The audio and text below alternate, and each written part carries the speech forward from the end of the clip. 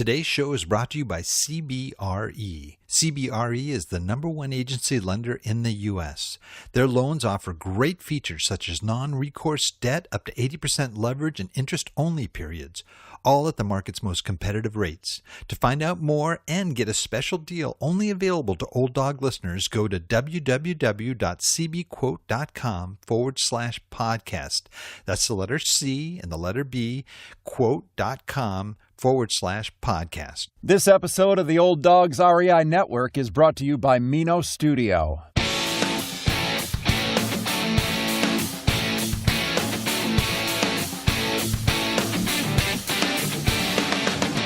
Welcome to the Old Dogs REI Network, where cash flow is king. Real estate investing, the means, so you can enjoy your retirement dreams. This is the show where we cut right to the chase. No sales pitch, no long monologues, just simple how-to real estate investing advice, so you can earn the passive income you need to enjoy your retirement today. And now, your host and chief old dog, Bill Manassero. Hello, old dogs, and welcome to Fun Facts Friday. This is our once-a-week, only on Friday show, where we have special episodes not featuring guests, where I will share tricks, tips, terminology, and techniques that will help skyrocket you to real estate investing success. Today's topic is, when should you buy your first property? But before we get started, I always like to check in with you guys and see how you're doing. How are you guys doing? I mean, what's going on? Man, I wish I could just sit in a room and just kind of exchange information and see how people are doing and get feedback. And, that'd be a great thing at one point. Maybe just get an old dog little conference going or something. I never really thought about that. Seems like a lot to organize, but hey, it might be good. Who knows? We could all sit around and exchange ideas, what works for you, and just kind of make it kind of like a mastermind, but a little less formal, something that just allow people to meet, make contact with other folks that are dealing with the same stuff. So we'll think about that. Just not a lot of announcements here. I'm actually getting ready to hop on a plane, and I'm going to Memphis and Indy. So going to visit some properties down there, check out some new potential properties. I think it's a good thing if you're an out-of-state owner to do this on a regular basis. And don't want to sound too sneaky, but I would do it and not tell your property managers you're coming. And it's a good idea just to check in on your properties and see if they're being managed well and they look good and they've been taken care of well. But that's not why I'm doing this. I'm actually going there to sort of speed up a little process on some rehabs and upgrade, not so much upgrades. I think it's more just a turnaround stuff that's just dragging a little bit. So that's why I'm going. But anyway, so on to our topic. When should you buy your first property?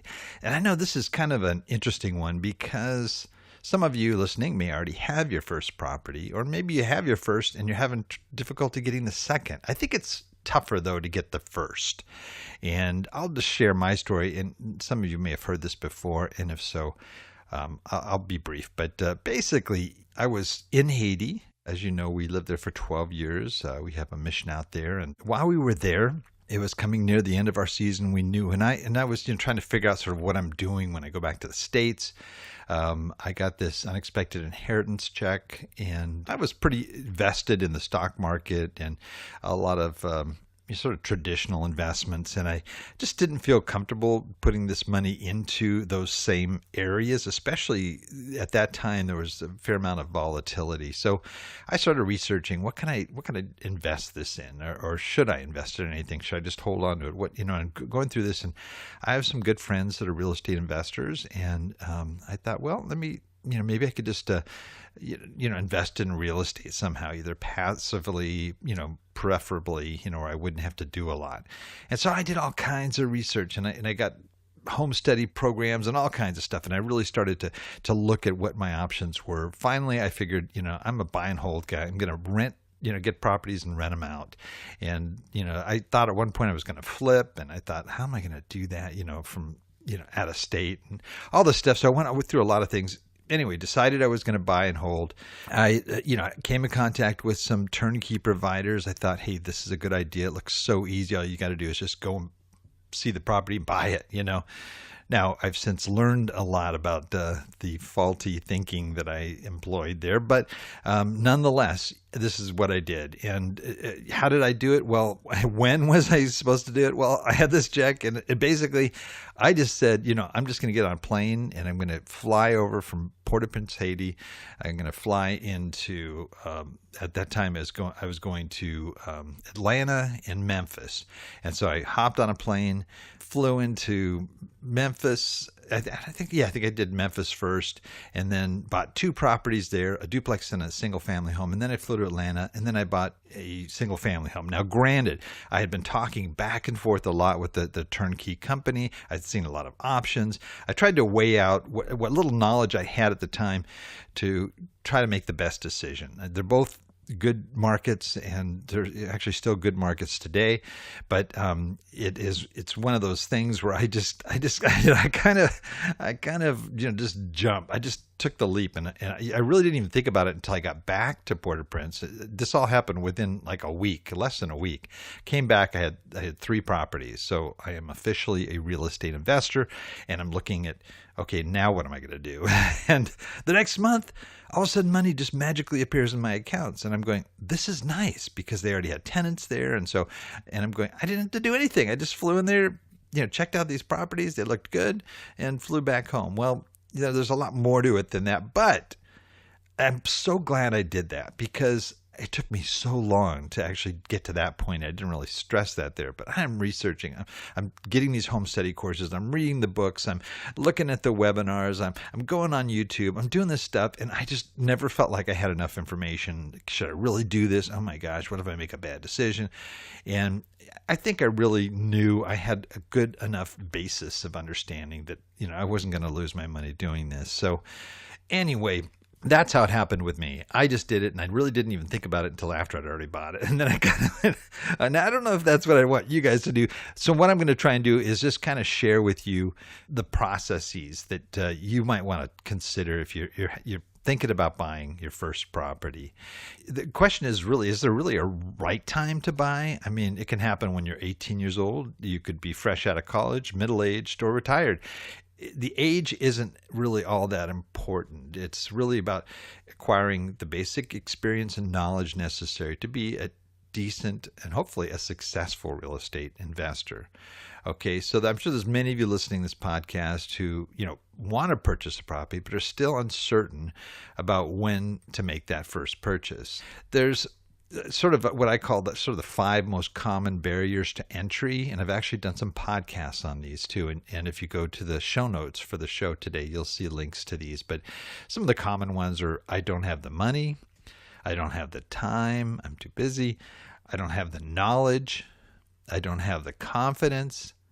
And I'm just scared. Okay. I mean, those are sort of the five big ones that most people kind of fall back on. And like I mentioned on a couple of these and a number of them over the course of years, but I don't have the money, there's episode 194. I don't have the time, episode 228. We go into those in more detail. Hey, old dogs. You can find the best off-market properties at below market value within a hot emerging market and think you've found a pot of gold at the end of the rainbow. But without good financing, all that great stuff means nothing. However, our new sponsor, CBRE, may be the solution. CBRE has the loan for your next refinance, acquisition, or value-add project. CRE is the #1 agency lender, and their loans offer great features such as non-recourse debt, which, unlike most banks, means your exposure is limited to the property only and not your personal assets. They also offer you 80% leverage and interest-only periods, which can help you maximize your cash flow or pull out more equity. CBRE's loans also offer the market's most competitive rates. In addition to traditional mortgages, their short-term bridge loan platform provides access to competitive financing for your rehab, renovation, and value-add projects that might need a little extra TLC before you get a permanent mortgage. And get this, CBRE is offering Old Dog listeners a $3,500 credit towards closing costs. That's right, $3,500 off your closing costs. You can lock in the credit and receive an instant quote by visiting www.cbquote.com/podcast. That's the letter C and the letter B, quote.com/podcast. See what CBRE can do for you and lock in your credit today at www.cbquote.com/podcast. I struggle with the exact same thing. The issue for me was that I had the money, okay, but the question was, am I making a wise decision? Do I have the knowledge? Am I confident enough in what I'm picking and that kind of thing? So I struggled with the other sort of ones in there. And the time factor, that was part of it, but they were very passive. I didn't think they'd require much time, okay? For the most part, when you look at these things, I would say approach it from this standpoint. Number one, look at your why. Okay, before you ask when should I buy, you really need to ask why am I buying? Why am I investing? Because really that's sort of the key thing. And most people would simply say things like, well, I need the money, and so I'm looking for a way to generate some more cash flow, or it's just a good investment. I know the returns are good, and it's a smart way to invest. And then there's a whole host of other reasons people come. I want to be financially independent. I want to be my own boss. I want to travel and enjoy life. I want more time with my family. I want to be free to serve and help others. I want to be rich. I worked hard all my life, and now I want to enjoy my retirement years, and this will help me to do that. So there's a lot of things that go into the why, and I would say even all those ones I just gave you, I don't think are really real strong whys.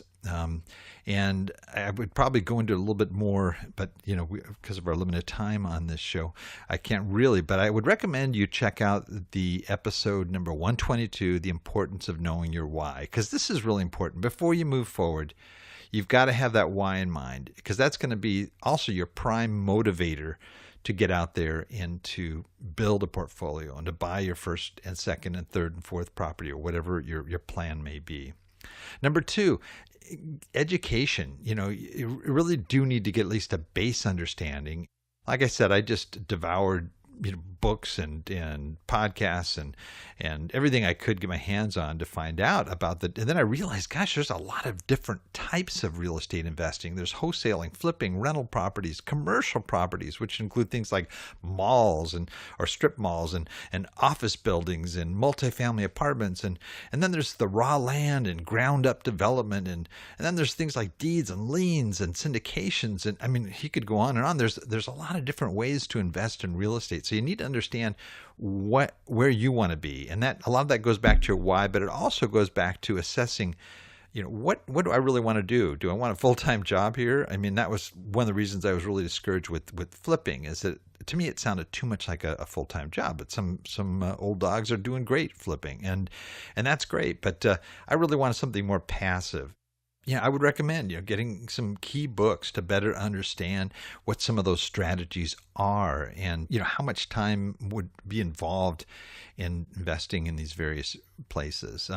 We have some great books on our Old Dog website in our resources section. If you haven't been there, check it out. It's our top 20 real estate investing books that I would highly recommend anyone considering real estate read. I would say read all 20 of these books. They're really good, and I think they'll really help you to kind of decide whether you want to invest in single family homes or multifamily or whatever it may be.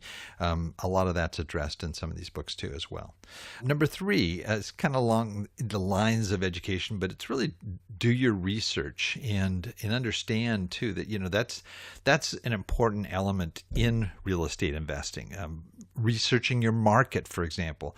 What are the best places to invest? Maybe it's in your own backyard or your own state, or maybe it's going to be out of state in another area.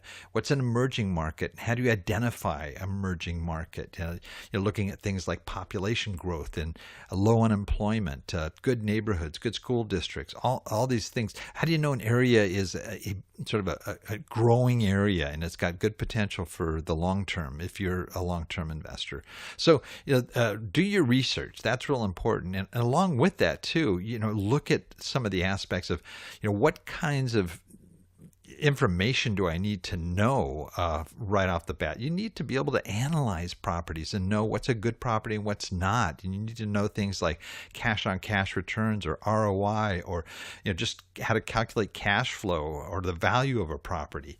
And there's also the legal aspects too. You may be going into an area where the laws aren't real friendly to landlords. Well, do you want to go into a state where that's going to be an issue for you? I know here in California, somebody have defaulted on their rent, and it's taken like a year to be able to evict them out of that house. And so do you want to be in a state where that's the case? And so you need to find out where the landlord-friendly states are. And we also have episodes on that. You could actually look up landlord-friendly states.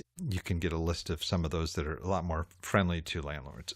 If you go into Airbnb too, there's a lot of regulations there you need to be aware of. Some cities are not that friendly to Airbnb, so you wouldn't want to invest in that city. The research is key. Also, I really, really highly recommend number 4, write a plan.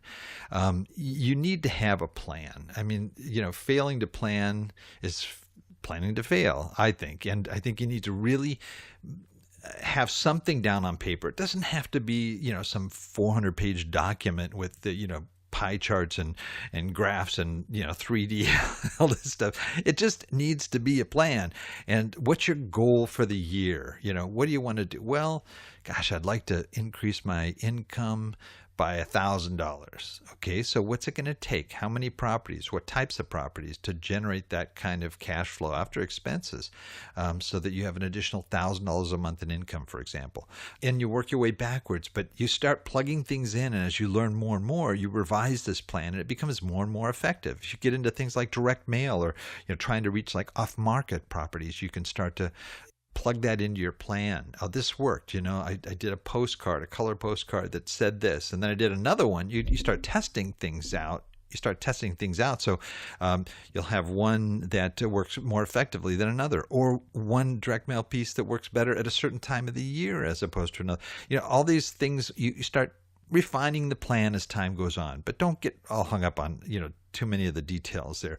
You do want to make it a good plan, but start out simple. Maybe it's just acquiring one property within 6 months. And how am I going to do that? What do I need to know? So, put a plan together. I think that's really important. A key thing too is, just be aware of your finances. Where am I going to get the money to invest in this property? With your finances, it's, where are the funds coming from?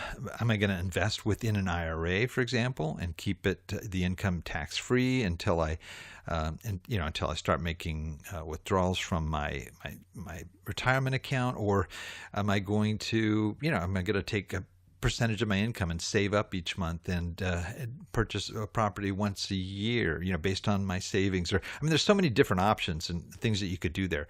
And what are your debts like? Do you have some big debts that you need to clear up first? I would recommend really not having a lot of debts when you start doing this, because sometimes you might have to draw upon debts to fill the gap if you have to. Maybe you had something happen to the property where you've got to do a repair, or you're not going to get any people in there, tenants. So you might have to take money from that reserve or whatever it is. But and that reserve may include a line of credit or something. I would really not recommend, especially for those over 50, to really have a lot of debt. And even when we buy properties and we do mortgages, I recommend, paying them down, over time, and maybe accelerating that pay down. I think that there's a real advantage, being able to deduct the mortgage interest and some other factors there that work in your favor. The finances are key, and making sure that your finances are in order. And the big question is really, are you ready to buy your first rental property? Yes, I can do it. And I think I have what it takes to be able to do this. At that point, it's just a matter of stepping out and boom, making the purchase, just going for it. And like I said, I bought 3 turnkey properties I had horrible experiences and some challenges in that. I still got the 3 properties though. And, some of them have appreciated so much. I've been able to do cash out refis and use that money to buy other properties. And overall it's worked well. But, for me, the real education, I mean, you can read all the books and you can do all the podcasts and the seminars and the webinars and all that stuff, but really the real education starts when you sign those escrow papers, the first set of escrow papers. That's when I really started to learn what it meant to be a real estate investor. And I think unless you take that step, you're not going to get that part of the education, which I think is the meatiest part of the whole education process. So you get in there, you do it, and you just, you make it happen. Yeah, definitely try to get as much background information as you can. You want to go through a program, go through a program. Get a coach, whatever you feel you need. I do recommend having a mentor. I think that's a good move, somebody that's experienced that can help guide you away from making the mistakes that so many of us do. That's why I have this show, to share with you the mistakes that I make on a regular basis so that you don't have to repeat those. But bottom line is, you take the step and there you move forward and you learn and you leverage and you learn all these other elements and you start getting better and better at it. And before you know it, you've got this great portfolio that is giving you the kind of freedom that helps you to fulfill that why you got in this in the first place. If you get a chance, I would recommend checking out episode, I think it's 006, called How to Get Started in Real Estate Investing. That gives you a good kind of primer on what you need to really get started if this is the very beginning for you. And if you get a chance to listen to that, I think that would be helpful for you. Well, that is it for today. Please note, Old Dog listeners, everything presented here today, including some links, and there's a lot of links in the show notes today that you might want to tap into. I think that'll be real helpful for you. They can be accessed in our show notes on the Old Dogs website at olddogsreinetwork.com/blog. You're going to look for the episode on when should you buy your first property. So until next time, remember, cash flow is king and real estate investing the means. Thanks again for listening, and may God bless. Thank you very much for visiting the Old Dogs REI Network. We would greatly appreciate if you would stop by iTunes and let us know what you think of the show. We would love if you could subscribe to the podcast, give us a 5-star rating, and write a review. The more ratings and reviews we receive, the more visible the podcast will be to others. Thank you.